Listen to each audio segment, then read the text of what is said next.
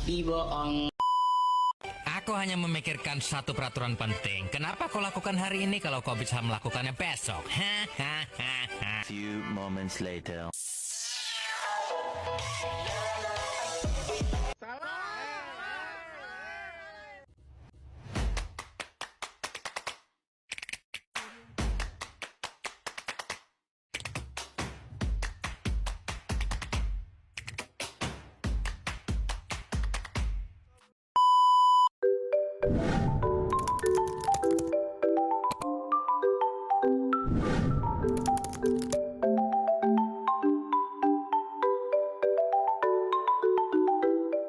Assalamualaikum warahmatullahi wabarakatuh. Saya Raja Sabila dengan NIM. Saya akan menjelaskan tentang pengertian kualifikasi dalam setiap proses pengambilan keputusan hukum. Tindakan kualifikasi atau dalam bahasa Inggrisnya nih, qualification, classification, dan characterization. Qualification dalam bahasa Belanda itu adalah bagian dari proses yang hampir pasti dilalui.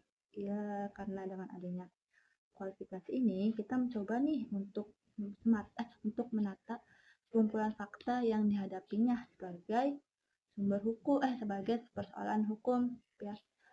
Kemudian mendefinisikannya dan juga menempatkannya nih ke dalam satu kategori yuridik tertentu.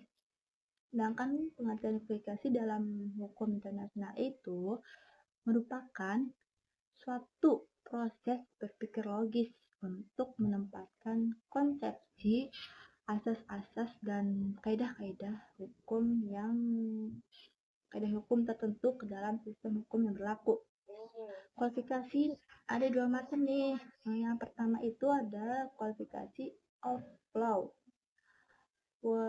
atau kualifikasi hukum, yaitu penggolongan atau pembagian semua kaidah hukum yang ada. Misalnya nih, hukum perjanjian seperti jual beli, sewa menyewa, segala macam semuanya, hukum penanaman modal, hukum waris, hukum perseorangan. Ada kualifikasi of fact, kualifikasi fakta, penggolongan atau penyalinan hukum dari fakta-fakta sehari-hari di dalam istilah hukum. Nah, fakta-fakta tersebut itu dimasukkan dalam kotak hukum atau bagian-bagian hukum yang telah tersedia, kaidah hukum yang bersangkutan, seperti kualifikasi faktanya ada kualifikasi kontrak, terus kualifikasi tindakan negligensi atau kelalaian, pencemaran nama baik, kualifikasi pencemaran nama baik, terus kualifikasi pribadi, dan yang terakhir kualifikasi tanggung jawab. Nah, saya akan menjelaskan lagi nih pentingnya kualifikasi. Pentingnya kualifikasi ini dalam konteks hukum dan fakta itu sangat penting. Ya, karena ada beberapa alasan. Alasan pertama itu ada penentuan hukum yang berlaku. Terus yang kedua itu ada kepastian hukum. Yang ketiga ada perlindungan hak individu. Yang keempat ada pencegahan penyalahgunaan hukum. Yang kelima ada pengelompokan kasus. Ada proses penyelesaian sengketa, dan yang ketiga dan penelitian hukum. Selanjutnya akan dijelaskan oleh Hanifah. Selanjutnya, saya akan menjelaskan tentang teori kualifikasi menurut Lexford, yaitu suatu pendekatan dalam hukum perdata internasional, di mana pengertian hukum yang terdapat dalam kaidah-kaidah hukum perdata. Maksudnya itu dalam kaidah-kaidah hukum perdata internasional yang harus dikualifikasikan dan ditafsirkan sesuai dengan pengertian hukum internal dari hukum-hukum yang memeriksa perkara tersebut, atau disebut dengan Lexford.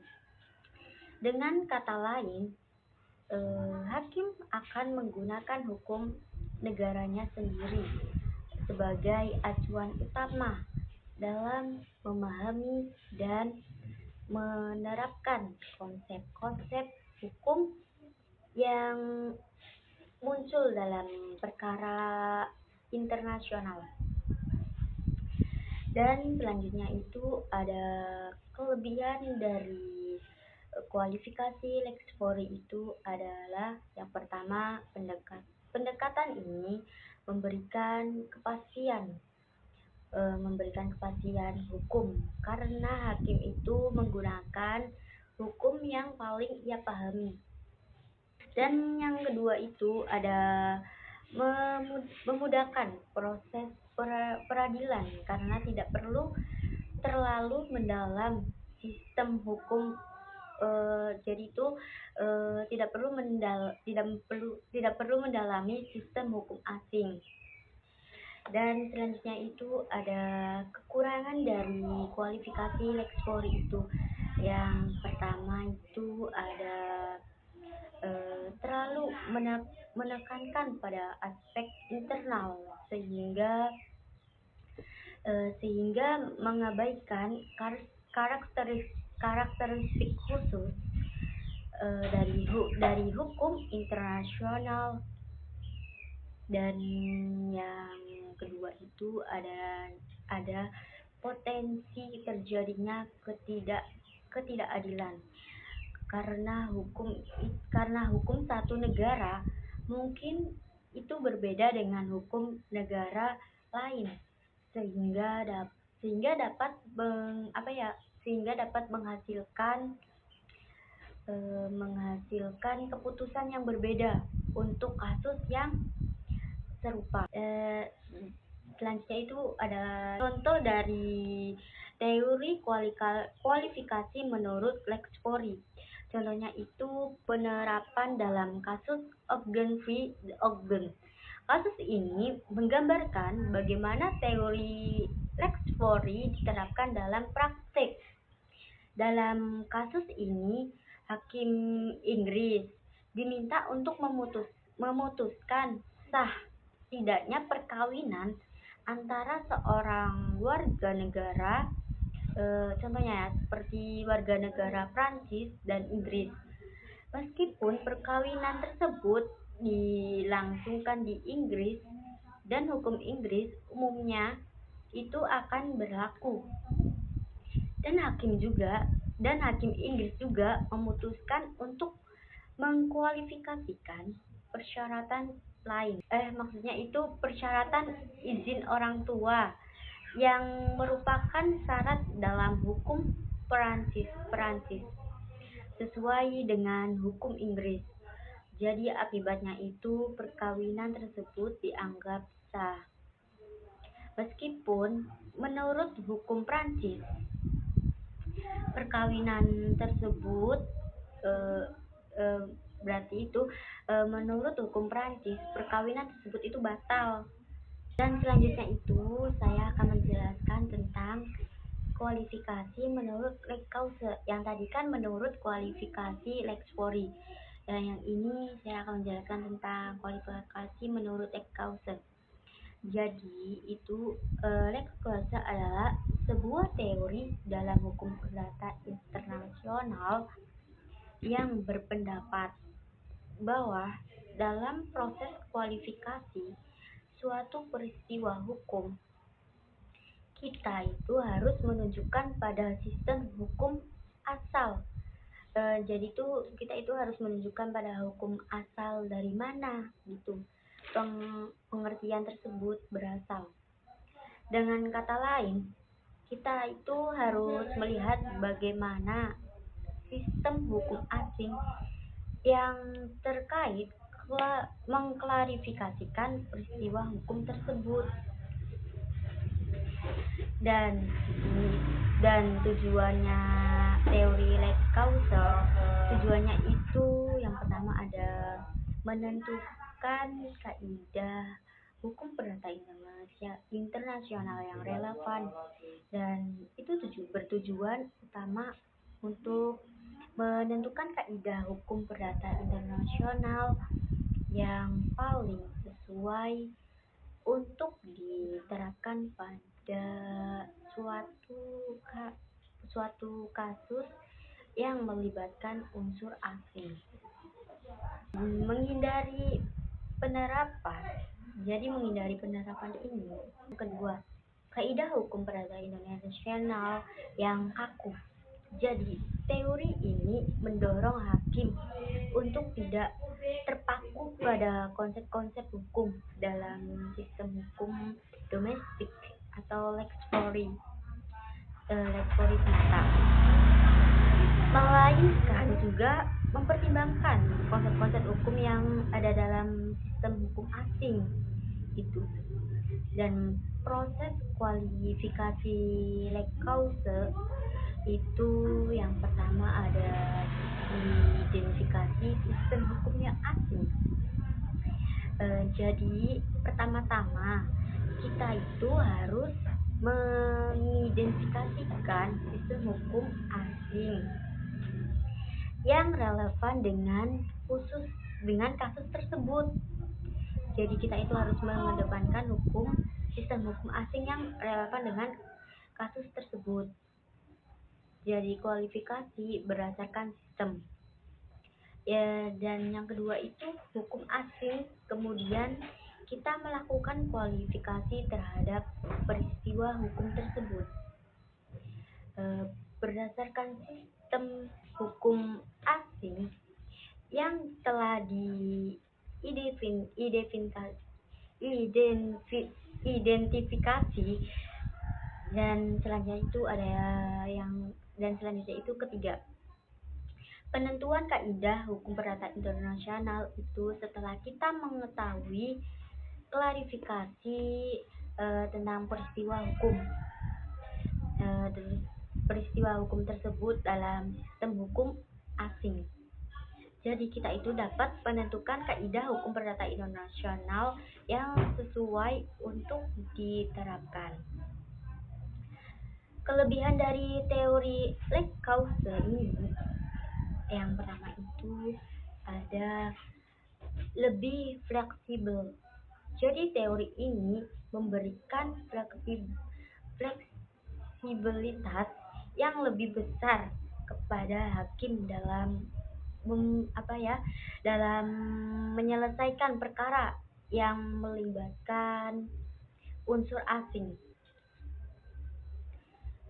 Jadi dalam menyelesaikannya itu perkara yang melibatkan unsur asing.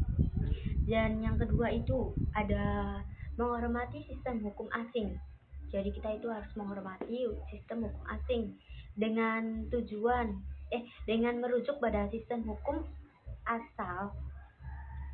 Terus teori ini menunjukkan penghormatan terhadap keragaman sistem hukum di dunia. Selanjutnya itu ada kelemahan teori lex cause. Jadi yang pertama itu kelemahannya adalah kesulitan dalam identifikasi lex cause. Lex cause itu terkadang sulit untuk menentukan dengan pasti sistem hukum mana yang seharusnya menjadi acuan. Dan yang kedua itu ada kelemahan dari lex cause itu kemungkinan terjadinya circulus vitiosus. Ada potensi terjadinya lingkaran setelah circulus vitiosus karena penentuan kaidah hukum perdata internasional ini bergantung pada hasil kualifikasi. Sementara itu hasil kualifikasi sendiri bergantung pada kaidah hukum perdata internasional yang diterapkan. Dan selanjutnya itu ada contoh dari kualifikasi lex cause. Yang pertama, contohnya itu Nicole V. Nichols. Itu kan kasus ini menggambarkan bagaimana teori lex kaukes diterapkan dalam praktik. Jadi dalam kasus ini itu hakim Inggris harus memutuskan mengenai status harta perkawinan antara pasangan suami istri berkebangsaan Prancis. Meskipun hukum Inggris memiliki aturan yang berbeda mengenai harta perkawinan, hakim Inggris ini memutuskan untuk mengikuti hukum Prancis atau disebut dengan Lex collaborationis. Karena pernikahan tersebut dilangsungkan di Prancis, jadi hakim itu kemudian meluaskan konsep kontrak diam-diam dalam hukum ini untuk mengakomodasi konsep harta bersama dalam hukum Prancis. Selanjutnya saya akan menjelaskan tentang teori kualifikasi otonom. Nah, kualifikasi ini tuh berdasarkan metode komparatif atau juga disebut dengan perbandingan hukum. Tokoh dari teori ini ada 3. Yang pertama ada Ernst Rabel dari Jerman, dan yang kedua Beckett dari Inggris, dan yang ketiga ada Newell. Nah, teori ini tuh pada dasarnya bertitik tolak dari penolakan mereka terhadap asumsi yang melatar belakangi suatu kaidah hukum perdata internasional itu. Tapi hanya hukum internasional dari forum saja. Nah, menurut 3 tokoh ini, penganut teori ini, dalam tindakan kualifikasi itu terhadap kumpulan fakta itu harus terlepas gitu dari kaitannya pada satu sistem hukum baik lokal maupun nasional tertentu atau bersifat otonom. Maksudnya itu atau artinya itu tuh, nah, dalam hukum perdata internasional seharusnya dikembangkan konsep-konsep begrip atau hukum yang khas dan dapat berlaku secara umum serta mempunyai makna yang sama dimanapun di dunia. Selanjutnya akan dijelaskan oleh Zaki. Assalamualaikum warahmatullahi wabarakatuh. Langsung saja saya akan mempresentasikan tentang kualifikasi masalah substansial dan prosedural. Nah, di sini ada pembedaan masalah substansial atau substance dan juga masalah prosedural. Merupakan hal yang perlu disadari dalam penyelesaian perkara hukum perdata internasional. Masalah substansial berkaitan dengan persoalan hak-hak dan juga kewajiban yang telah dijamin oleh persoalan kaidah hukum. Sedangkan masalah prosedural berkaitan dengan upaya hukum yang dapat dilakukan oleh subjek hukum untuk menegakkan hak dan juga kewajibannya yang telah dijamin oleh kaidah hukum dengan bantuan pengadilan.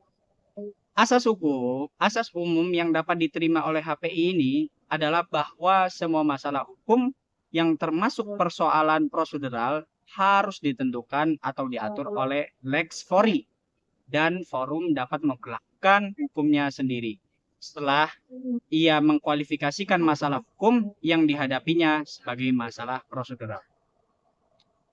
Adapun masalah-masalah HPI yang sering kali timbul adalah bagaimana untuk mengkualifikasi suatu kaidah hukum sebagai kaidah hukum acara atau kaidah hukum material.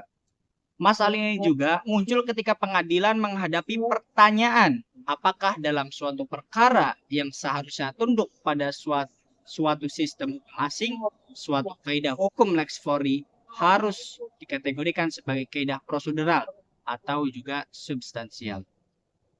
Adapun beberapa kasus ya yang saya berikan contoh, salah satunya adalah perkara Kilberg bersama North Airlines ketika di tahun 1961 ya. Kasus yang pertama ialah Kilberg, negara bagian New York, meninggal dunia sebagai salah satu korban kecelakaan pesawat terbang milik maskapai penerbangan North Airlines. 2. Ahli waris Kilberg menuntut ganti kerugian maskapai penerbangan tersebut. Lalu yang ketiga, maskapai penerbangan ini didirikan dan berpusat bisnis di negara bagian Massachusetts. 4. Tiket yang dibeli oleh Kilberg dan naik di New York menuju ke Massachusetts serta kecelakaan terjadi pada saat pesawat akan mendarat di Massachusetts. 5. Ternyata kemudian terbukti bahwa kecelakaan terjadi akibat kesalahan pilot sendiri, sehingga North Airlines bertanggung gugat atas akibat perbuatan melanggar hukum dari bawahan orang-orang yang bekerja padanya. Lalu yang keenam adalah dasar gugatan ganti kerugian akibat perbuatan melanggar hukum yang menyebabkan kematian, wrongful death action. Lalu yang terakhir ialah gugatan diajukan di pengadilan. Fakta-fakta hukum yang pertama yakni hukum intern New York menetapkan bahwa besarnya ganti kerugian yang dapat diajukan berdasarkan wrongful death action tidaklah dibatasi. Lalu yang kedua, hukum intern Massachusetts menetapkan bahwa besarnya tuntutan ganti kerugian pada wrongful death action tidak dapat melampaui $15.000. Salah satu proses pemutusan perkara yang pertama, yakni penggugat menghendaki diberlakukan hukum New York untuk menetapkan besarnya ganti kerugian. Lalu yang kedua, tergugat menghendaki diberlakukannya hukum intern Massachusetts berdasarkan asas lex loci delicti, karena Massachusetts dianggap sebagai tempat terjadinya perbuatan melanggar hukum. Lalu yang terakhir, hukum New York akhirnya menetapkan masalah besarnya ganti kerugian yang dapat diperoleh berdasarkan wrongful death action adalah masalah remedy, dan karenanya kaidah hukum lex fori yang harus diberlakukan. Mungkin hanya itu yang bisa saya sampaikan, kurang lebihnya mohon maaf. Wassalamualaikum warahmatullahi wabarakatuh. I got nothing to lose. 널 좋아한다고. 라따따따 울린 심장.